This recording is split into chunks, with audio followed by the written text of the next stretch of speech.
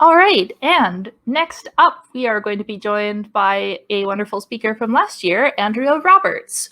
Andrea is the co-founder of Wonderbelly Games, a tiny indie studio that just released their critically acclaimed debut, a bouncy physics-based roguelike called Roundguard, which we got to play last year. Super good. If you haven't played it, try Roundguard out.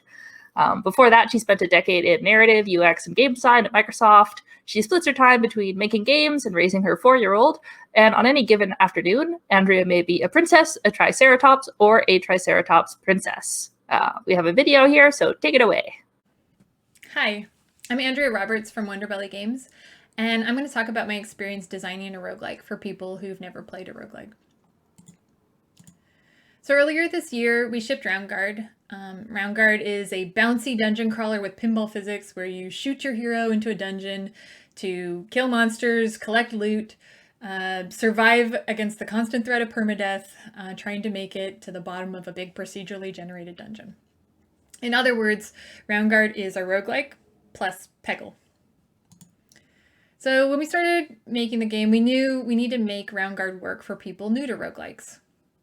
Part of that was, we had this foundation, this inspiration from Peggle. Peggle's it's a casual game with a very broad audience, and we wanted those people to find the game and feel welcome in it. And we knew that a lot of them may not be comfortable with roguelikes. Also, when we started making the game, we started on PC, but we ended up also expanding and bringing it out to consoles and to mobile as well with Apple Arcade. And we know that there are audiences there that are less comfortable with roguelike fundamentals than the PC audience. But on top of that, I got a very personal reason, and that was, before we started working on Roundguard, about a year before, I had become a new mom. And my experience with gaming really changed at that point. I really love these big epic RPGs. I played a ton of strategy simulation games, and I was having a really hard time finding the time to do that anymore. And that's when I found roguelikes. I wasn't really familiar with the genre before, but I learned that I could get that real strategic depth I was looking for in these very short play sessions. I could sit down, I could play for 30, 45 minutes, die, and then stop.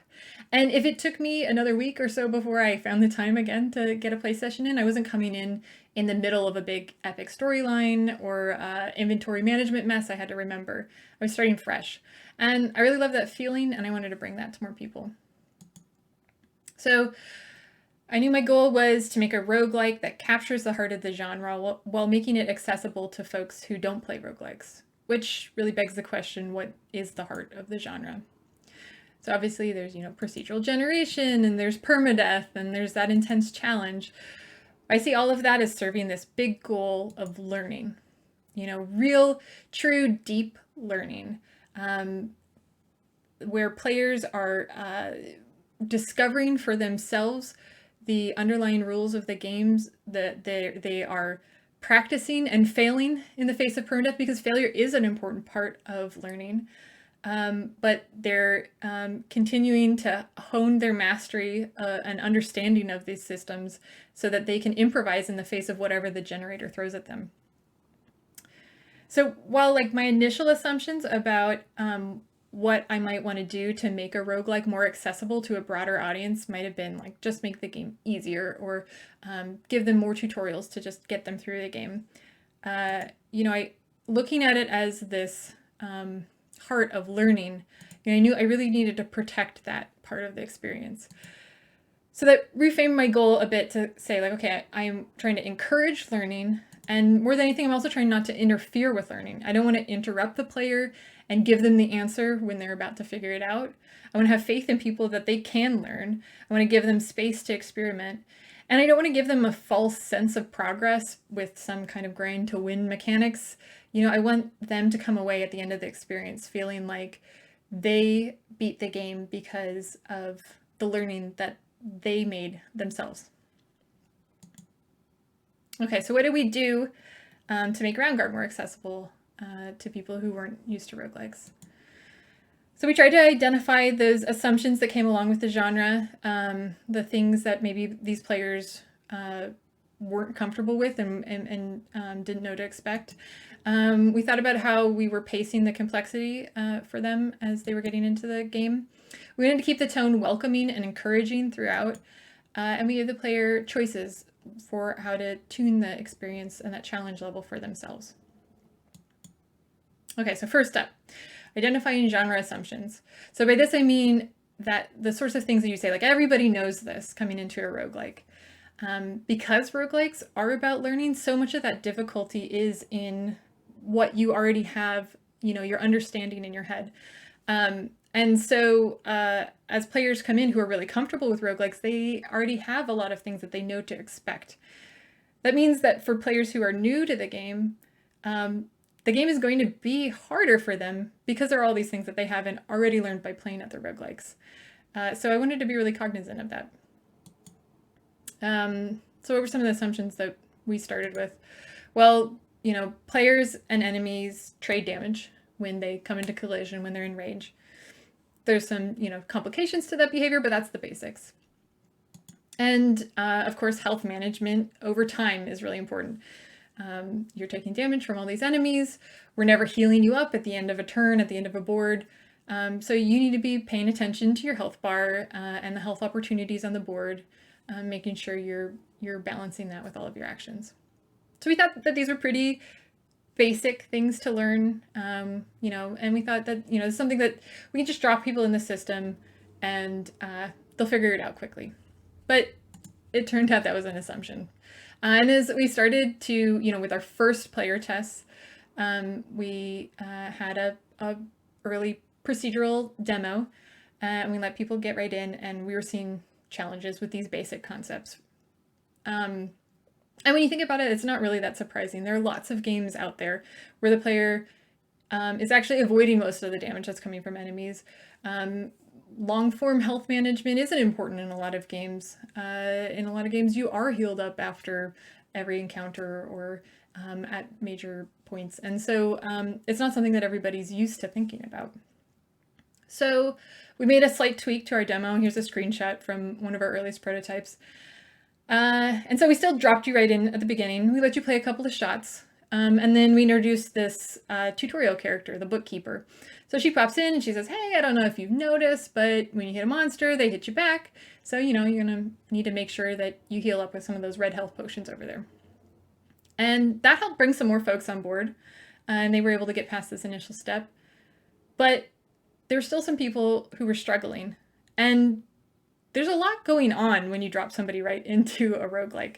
Right now, there's, I've got my hero, I've got skills that I need to learn. There are these different monster types because the game was, the demo experience was procedural. Like, depending on when you're playing, new monster types would come in with different status effects that they were introducing to you, all kinds of different complications. And it was overwhelming for a lot of people, and they weren't able to really process this information.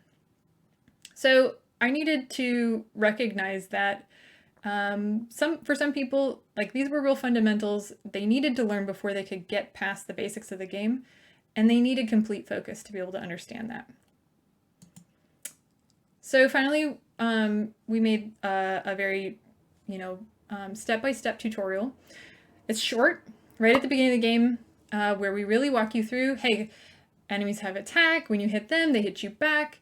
You're going to take damage, so make sure to heal up with health potions. And once we saw people get through this quick tutorial, we saw everybody now finally get those basic concepts. They didn't need them repeated again, and they were able to move forward into the game and really get into the deeper systems. Now, after this quick tutorial, or at the end of the quick tutorial, there's also a little introduction to skills. So we teach you one skill from each of your classes, and we tell you skills are really important. And then we drop you into the system and let you play around with it. It turns out in Roundguard, skills are really important. They're really the most important way for you to deal with that health damage trade-off. And for a lot of players, that little skill tutorial right up front was great. Playing with skills is a lot of fun. They got into it and they never needed any help. But we still saw a few people struggling with that concept. And so built into the system, there's a little safety net We're watching you, and if you go for a couple of boards and you're not using your skills, then that little tutorial character, she pops up again and she says, hey, remember skills. They're super important, and they are the difference between life and death in this game. So in looking at these genre assumptions, you know, I was looking for things that new players needed to understand so that they could enjoy the, you know, they could be at the same base level as everybody else and enjoy the rest of the system. At first I was worried that I was spoiling a learning opportunity for them, but then I realized, you know, for everybody else who's coming in with the expectations from other roguelikes, they already know these concepts. This isn't the fun part of the game. The fun part is getting to see the rest of the systems and how they unfold. So really what I was trying to do in this tutorial is lift those new players up to that same base level so they could get to the rest of the game. And then, you know, drop them into the game system, but keep an eye on them. And, you know, for those players who are still struggling, we built in a couple of safety nets to help pull them along. Key to all of this is testing your assumptions, right? Because we wouldn't have seen all of this if we didn't get in front of a bunch of people who weren't comfortable with roguelikes. Okay, so now we got the fundamentals down, and now players need to learn about status effects and equipment combos and enemy behaviors and all of that. And this possibility space is super exciting, but it can be very overwhelming. And, you know, like I was talking about, like that overwhelm can be a turnoff for some players. They can miss important concepts and all of that overload. So we really need to think about how we wanted to balance rolling out that complexity throughout the experience. So like most games, you know, we did the natural choice of, you know, the deeper you go into the dungeon, the more you will encounter more complicated enemies, more complicated status effects, and those sorts of things. But because of the structure of a roguelike, you know, we knew you're going to see the beginning part most. You're going to die, you're going to repeat, and you're going to keep going over that first territory. And I want to make sure that that intro territory continues to stay fresh and interesting for more experienced players, but for the new players coming in, isn't completely overwhelming them. So to solve this challenge, we ended up holding on to some of these complications in our system and unlocking them as we saw players proving that they understood more of the game and they were ready for more.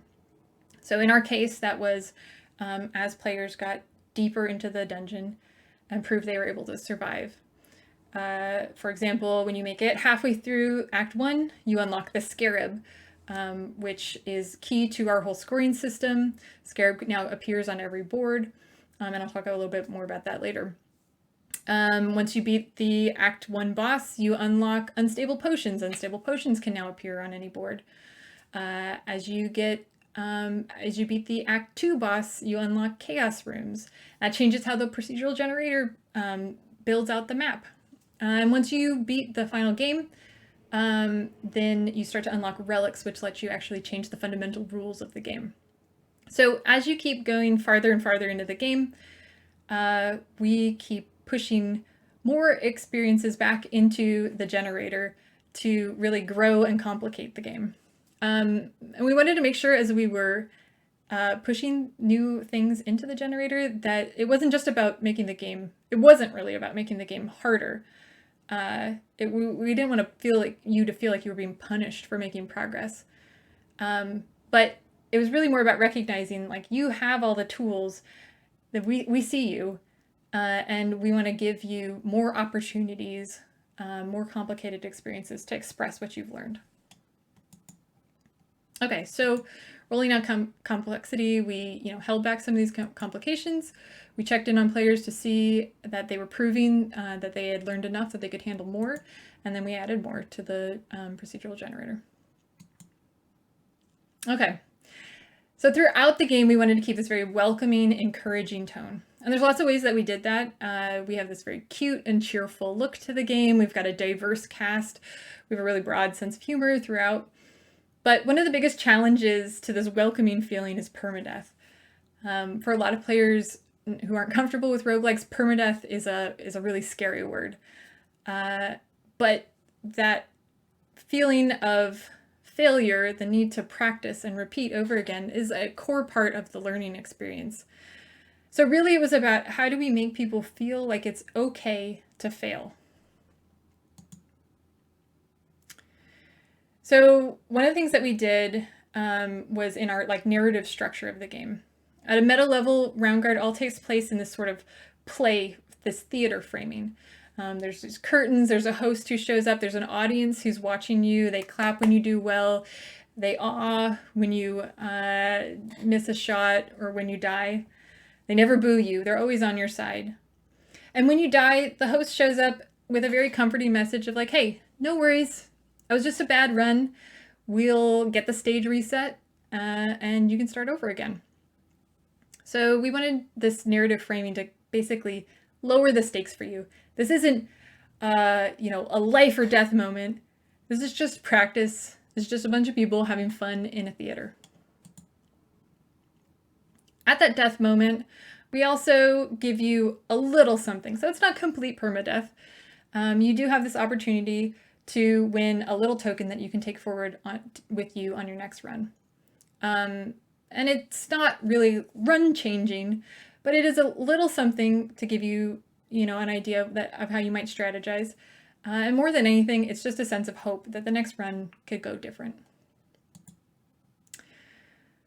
So we launched with these elements, and that went well, but we still heard some sensitivity to permadeath. More than anything, we were hearing these people saying like, I really hate the feeling of losing all of my progress. And the thing was, it's like, you haven't lost your progress. So we wanted to think about, how can we really celebrate what it is that you have done so far in the game. We did this UI overhaul where we really put up right front and center before you start every run, like here are all of those unlocks like I talked about.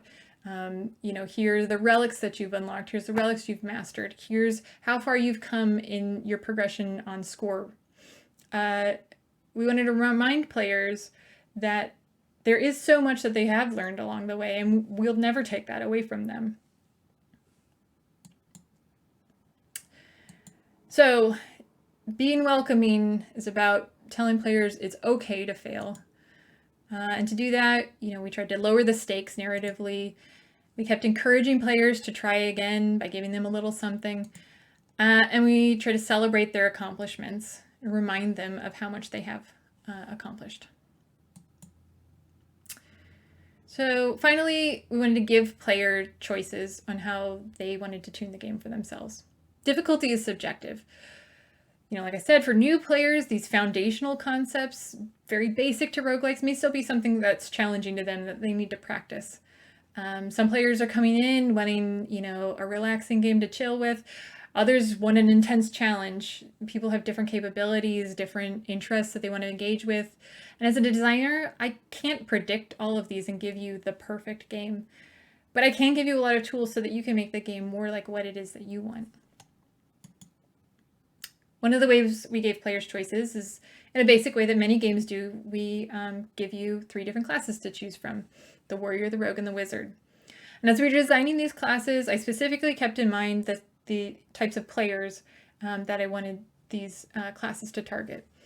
The warrior he's the simplest and the most straightforward. He's a great intro character. He smashes his face into things, he gets things done. The rogue is more about control and precision, and then the wizard really introduces some more complex skills that are very difficult to control and creates new challenges. So I kind of thought that everybody had these base assumptions about what each RPG class sort of archetype was like. But of course that turned out to be an assumption.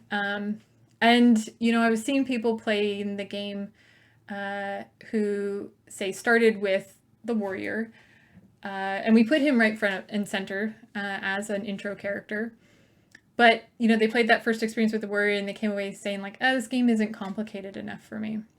They didn't realize that they had actually, made that choice in picking that class.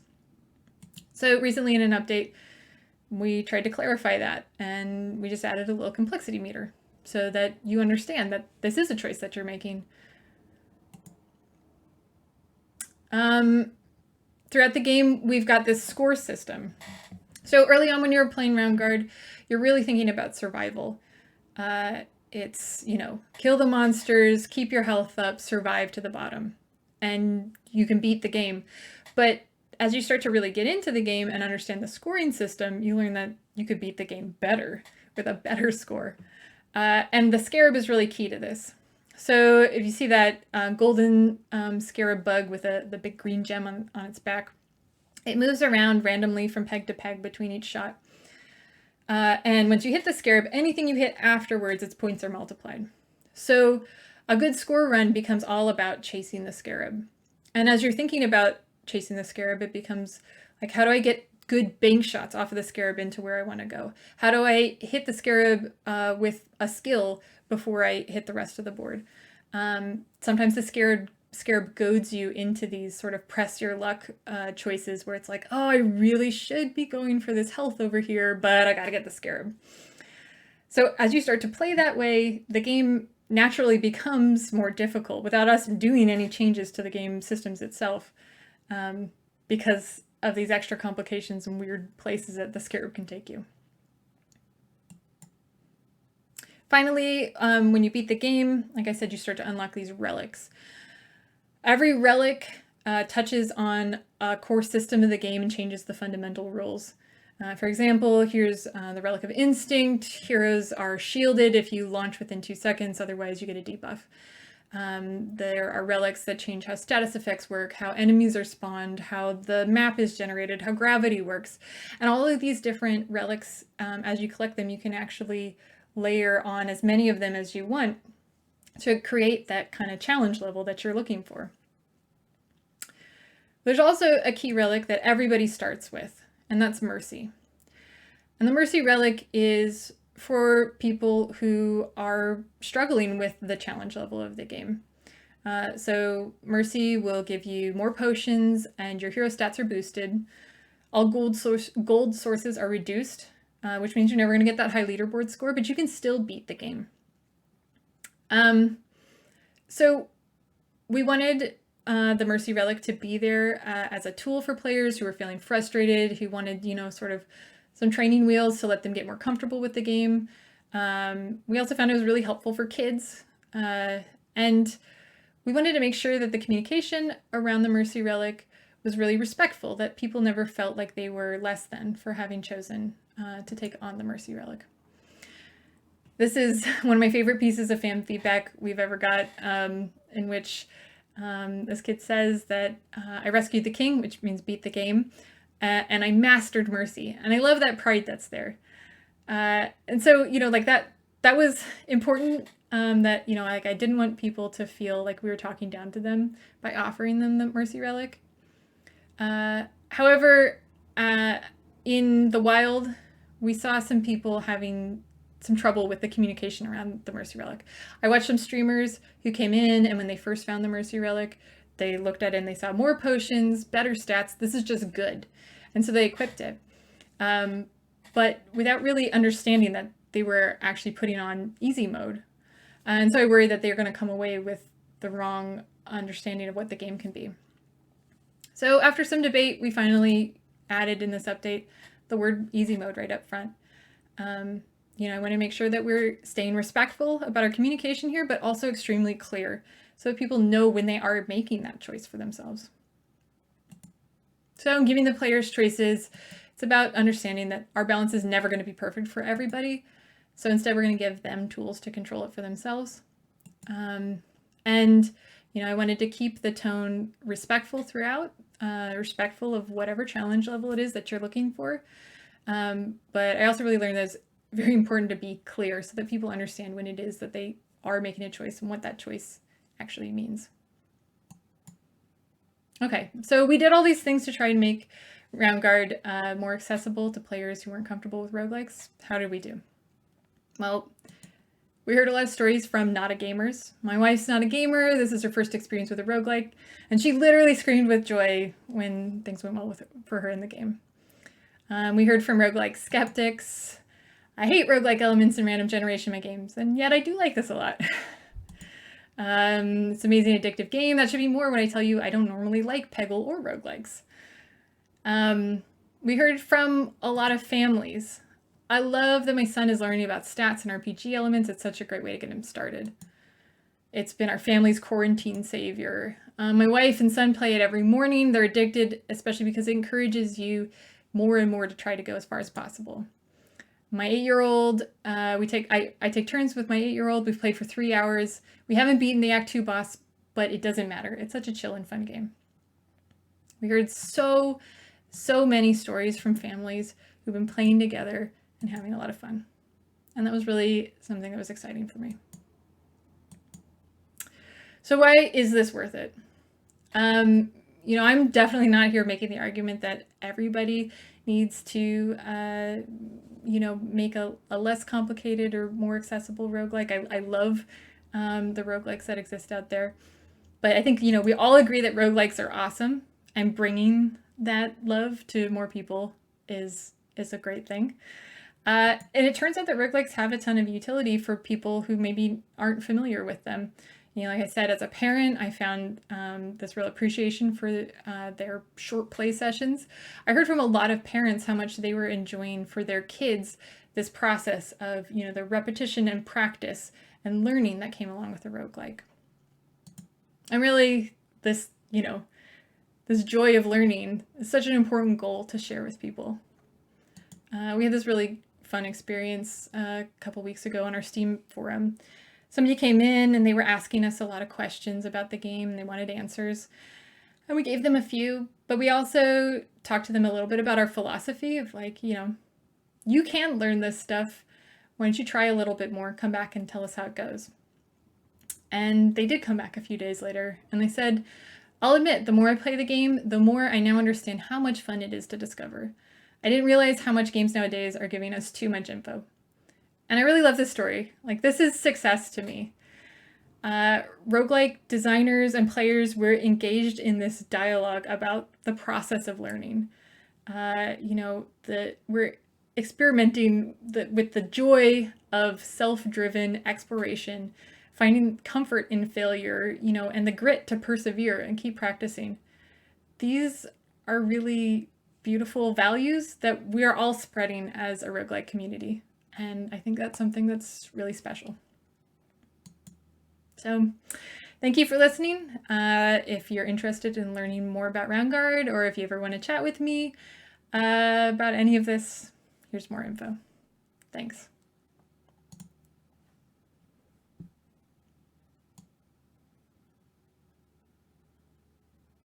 I'm overly emotional. I feel like I can't do my MC job. I need to take a minute. That was really beautiful. We actually have Andrea live.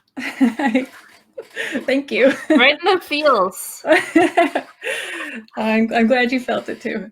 Yeah, it's really, really beautiful. And perfect for Roguelike Celebration, and this idea of, you know, bringing this to people and teaching them how to learn. Like, man, what an achievement as a designer. I'm really happy for you. Well, thank you. That was one of the things I loved so much about coming to the Roguelike Celebration last year for the first time, was like, oh God, these are like amazing people. Like, this is such a cool thing we're doing. So anyway, thank you for having me. Yeah. Oh, excellent. It is an absolute pleasure for us. So one question, since I think we have time for at least one, is how did you test Roundguard? Did you send it to friends and have them fill out a form? Did you watch people play in person a lot? What did that look like? So we did a whole bunch of different things, but really from the beginning, like a month or two in, as soon as we had a playable prototype, we started bringing it around. In the Seattle area, we've got the Seattle Indies community, where they host these regular show and tell sessions. And so other designers and just other people, that it's often in a place that's accessible to the public. So we'd have, you know, all kinds of different people coming up, kids and everything.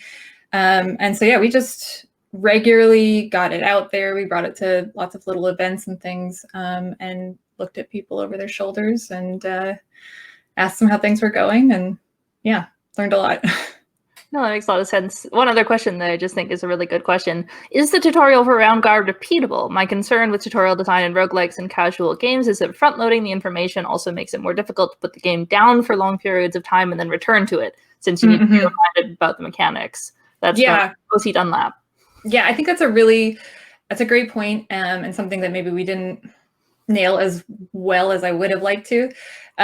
So the tutorial is repeatable, but it's like if you need to start another save slot to get into it. We have places where we will remind you about things, and you can like always sort of hover over a status effect to get the description that we give you. But yeah, I guess because of like UI time constraints, that sort of thing, we never really got like a great push the button to play the tutorial. It's an interesting one. Last super fast question I think is funny from Aaron Gray. Can you die in the tutorial? You cannot die in the tutorial. There are cushions all along the bottom, no spikes. Excellent. All right. Well, thank you so much, Andrea. Hopefully people will find you around. Fantastic. Oh yeah. I think I'll go over to the East Showcase Hall where Roundguard is hanging out. So if anybody wants to chat, say hi. Yeah, it's on Showcase, so everyone go check that out. All right. Thanks, Andrea. Thank you.